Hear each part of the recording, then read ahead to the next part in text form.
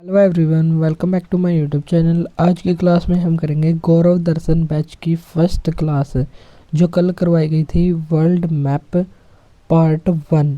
तो इस क्लास के हैंड रिटन नोट्स का रिवीजन करेंगे। और अगर आप हमारे चैनल पर नए हैं तो चैनल को सब्सक्राइब जरूर करें ताकि डेली आपको ऐसी ही क्लास मिलती रहे जो आने वाले एग्जाम्स के लिए काफ़ी इंपॉर्टेंट होगी। और अगर आपको इस क्लास की PDF चाहिए हो तो इस नंबर पर आप मैसेज करके इस क्लास की जो फर्स्ट क्लास है, डेमो क्लास, इसकी फ्री PDF भी ले सकते हैं।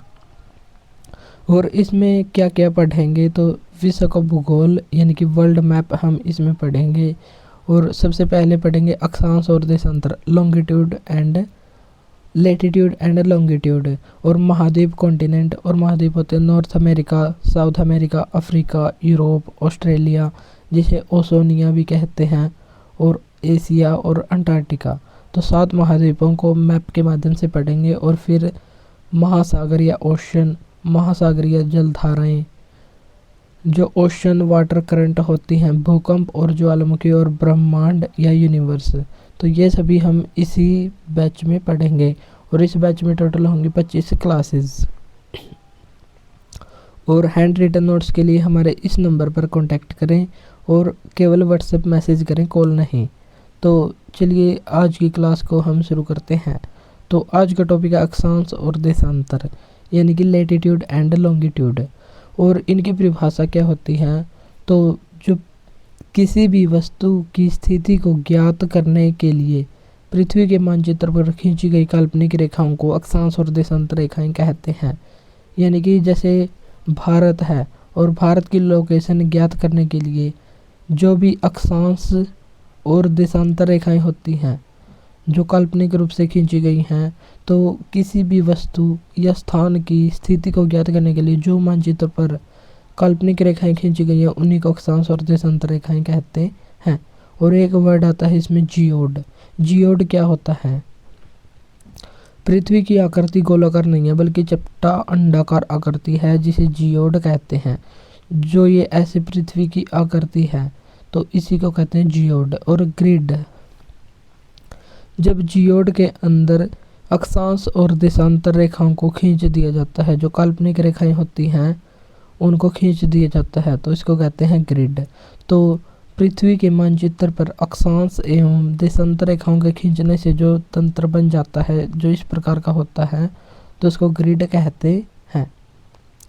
और ग्लोब क्या होता है? ग्लोब होता है जब ग्रिड के अंदर मैप बना दिया जाए। तो ग्रिड पर मैप बनाने के बाद जो आकृति बनेगी, जैसे ये आकृति, तो इसको कहेंगे ग्लोब। तो ये होता है जियोड, बिल्कुल जो चपटा अंडाकार आकृति होती है पृथ्वी की। अगर पृथ्वी की आकृति में कुछ काल्पनिक रेखाओं को खींच दिया जाए जिससे हम किसी वस्तु की स्थिति को ज्ञात करते हैं तो वो बन जाता है ग्रिड। और अगर ग्रिड में किसी वस्तु या किसी देश का मैप बना दिया जाए, नक्शा बना दिया जाए, तो उसको ग्लोब कहते हैं। तो जियोड, ग्रिड और ग्लोब ये 3 शब्द हैं और इनका मतलब हमको पता होना चाहिए। अब हम देखेंगे अक्षांश या लेटीट्यूड क्या होती हैं। अक्षांश पृथ्वी के केंद्र से जब 2 कोण बना दिए जाएं और उन 2 कोणों को मिलाने वाली जो रेखा होती है उसको कहते हैं अक्षांश रेखा।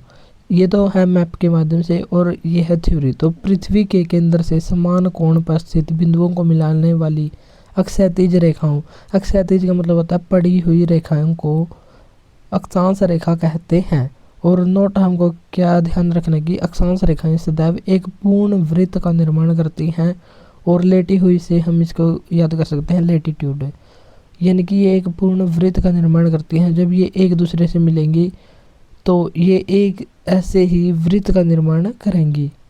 तो ये सदैव पूर्ण वृत्त का निर्माण करती हैं। और जो अक्षांश रेखाएं होती हैं, जैसे ये है 0 डिग्री, तो सबसे बड़ी अक्षांश रेखा ये हो सकती है 90 डिग्री की। जैसे 1 डिग्री, 2 डिग्री, 3 डिग्री, तो यहाँ पर 90 डिग्री। 90 से वापस घटना यहाँ पर कोण शुरू हो जाएगा, यानी कि दोबारा से यहाँ पर 0 आ जाएगा।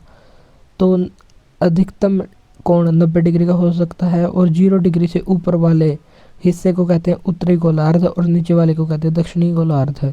ऊपर होता है 90 डिग्री नॉर्थ पोल, यानी कि उत्तरी ध्रुव होता है, और नीचे होता है दक्षिणी ध्रुव।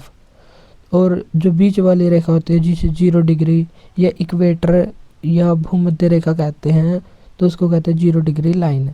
तो अब हम इसी को नोट में पढ़ते हैं कि 0 डिग्री अक्षांश रेखा को भूमध्य रेखा इक्वेटर कहते हैं, जो पृथ्वी के 2 समान भागों उत्तरी और दक्षिणी गोलार्ध में विभाजित करती है। तो ऊपर वाला हो गया उत्तरी गोलार्ध और नीचे वाला हो गया दक्षिणी गोलार्ध। और जो ये 0 डिग्री है ये पृथ्वी के 2 भागों में विभाजित करती है। कुल अक्षांशों की संख्या कितनी होती है? कुल अक्षांश, तो हम यहीं पर देखेंगे कि कुल अक्षांश कितनी होती हैं। जैसे 1 डिग्री पर एक अक्षांश होती है, तो ऊपर कोण है 90 डिग्री का, तो 90 ऊपर वाले हो गए और 90 नीचे वाले, तो 90 और 90 कितने हो गए? 180। और एक ये 0 डिग्री लाइन है तो एक ये हो गई, तो टोटल हो गई 181। तो कुल अक्षांश की संख्या कितनी होती है? तो कुल अक्षांश की संख्या होती है 181, और इसमें 90 ऊपर वाली और 90 नीचे वाली और एक होती है 0 डिग्री अक्षांश।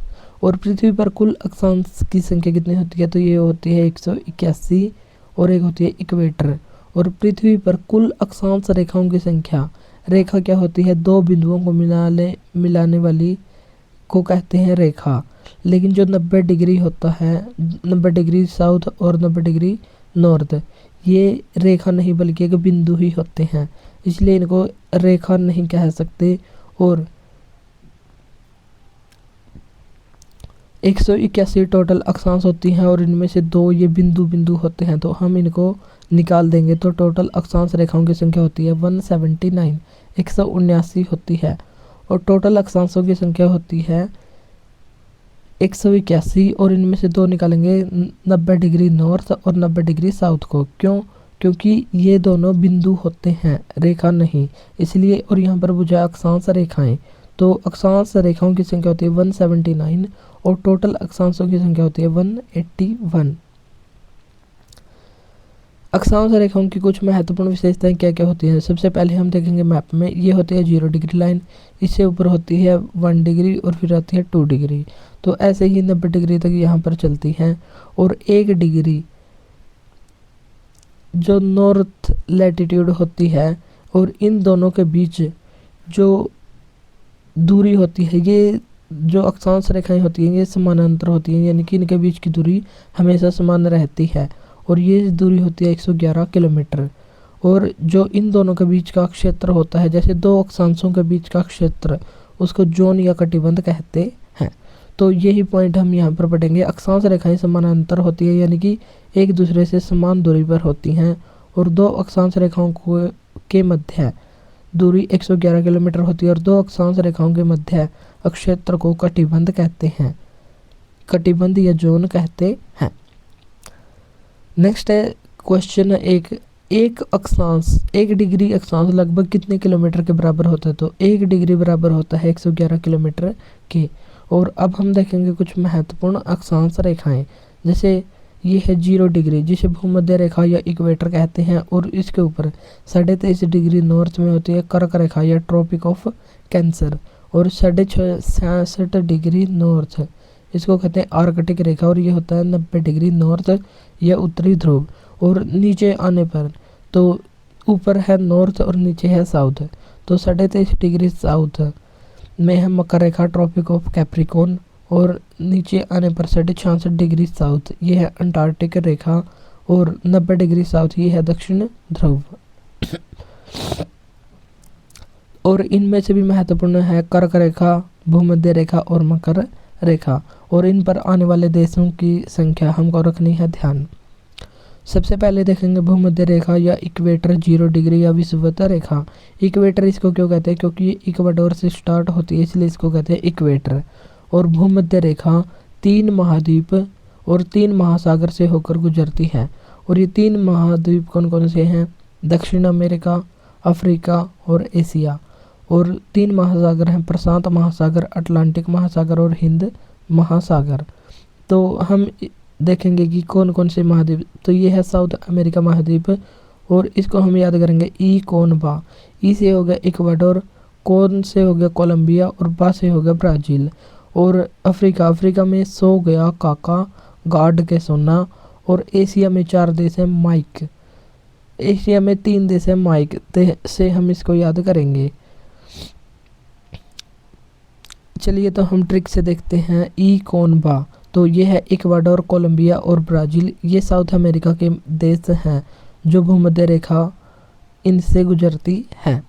फिर है अफ्रीका के देश, सो गया काका गार्ड के सोना। सो से हो गया साओ टोम प्रिंसिपे जो एक द्वीपीय देश है, जैसे हमने यहाँ पर मैप बनाया हुआ है। तो ये है अफ्रीका महाद्वीप, और अफ्रीका महाद्वीप में प्रवेश करने से पहले ये है एक द्वीपीय देश, और इस द्वीपीय देश का नाम है साओ टोम प्रिंसिपे। तो सबसे पहले ये आता है, और फिर आता है अफ्रीका महाद्वीप का पहला देश गैबोन, फिर आता है कांगो, फिर आता है कांगो लोकतांत्रिक गणराज्य जिसको जायरे भी कहते हैं, फिर आता है युगांडा, के से हो गया केन्या, और सोना से हो गया सोमालिया। तो ये हैं अफ्रीका महाद्वीप के देश। नेक्स्ट है माइक, तो ये है एशिया महाद्वीप के देश, मालदीव और इंडोनेशिया और किरिबाती। किरिबाती प्रशांत महासागर में स्थित, और ये दोनों एशिया महाद्वीप में स्थित हैं। एक नोट लगाकर बात ध्यान रखने की, विषुवत रेखा अफ्रीका महाद्वीप में विक्टोरिया झील के मध्य से गुजरती है। जैसे ये है साउथ अफ्रीका, तो ये है अफ्रीका, और अफ्रीका में एक झील है जिसे कहते हैं विक्टोरिया झील, और इसके मध्य से गुजरती है भूमध्य रेखा, और उल्टे यू आकार में कांगो नदी इसको 2 बार काटती है। कांगो नदी विषुवत रेखा को उल्टे यू आकार में 2 बार काटती है। तो इतनी बातें ध्यान रखनी है हमने भूमध्य रेखा से संबंधित है। नेक्स्ट कर्क रेखा या ट्रॉपिक ऑफ कैंसर, जिसे 23.5 डिग्री नॉर्थ लैटिट्यूड कहते हैं, और ये नॉर्थ अमेरिका, अफ्रीका और एशिया 3 महाद्वीपों से गुजरती है। और जो इससे पहले हमने पढ़ी भूमध्य रेखा वो गुजरती है साउथ अमेरिका, अफ्रीका और एशिया महाद्वीप से।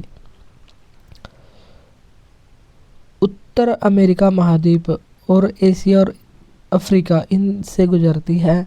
तो सबसे पहले हम देखेंगे ट्रिक HMB। एच से हो गया हवाई द्वीप समूह, एम से हो गया मैक्सिको, और बी से हो गया बहमास द्वीप समूह।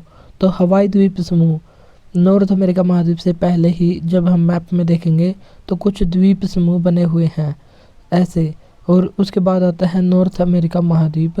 तो इससे पहले ही हवाई द्वीप समूह आता है जिस पर अमेरिका का अधिकार है।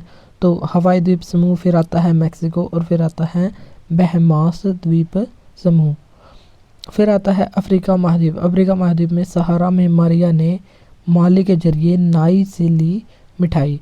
तो सहारा से हो गया वेस्टर्न सहारा, मारिया से हो गया मोरितानिया, और माली जरिए से हो गया अल्जीरिया, और नाई से हो गया नाइजर, ली से हो गया लीबिया, और मिठाई से हो गया मिस्र।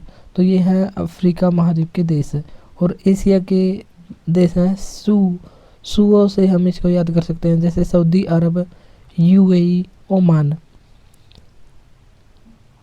फिर आता है इंडिया, और इंडिया के ये 8 राज्यों से होकर गुजरती है। फिर आता है बांग्लादेश, और फिर से आता है इंडिया जो त्रिपुरा मिजोरम वाला हिस्सा है वो। फिर आता है म्यांमार, फिर आता है चीन, और फिर आता है ताइवान। तो इस प्रकार ये एशिया के देशों से होकर गुजरती है। तो यदि हमारी पहली क्लास का हैंड रिटन नोट्स के रूप में रिवीजन, अगर आपको क्लास अच्छी लगी हो तो इसको लाइक और शेयर ज़रूर करें, ताकि डेली मैं ऐसे ही क्लास आपके लिए बनाकर लाता रहूं। तो आज के लिए इतना ही, मिलता है नेक्स्ट वीडियो में। और जो नंबर दिखाया गया है नोट्स में पहले पेज पर, तो उस पर कॉन्टैक्ट करके व्हाट्सएप मैसेज करके इस क्लास की फ्री PDF को भी ले सकते हैं। और अगर टेलीग्राम चैनल ज्वाइन कर रखा है तो उस पर भी इस क्लास की फ्री PDF मिल जाएगी। तो आज के लिए इतना ही, मिलता है नेक्स्ट वीडियो में। और केवल पहली क्लास की PDF ही फ्री मिलेगी, बाकी वाली नहीं। तो मिलते हैं नेक्स्ट वीडियो में। Thank you.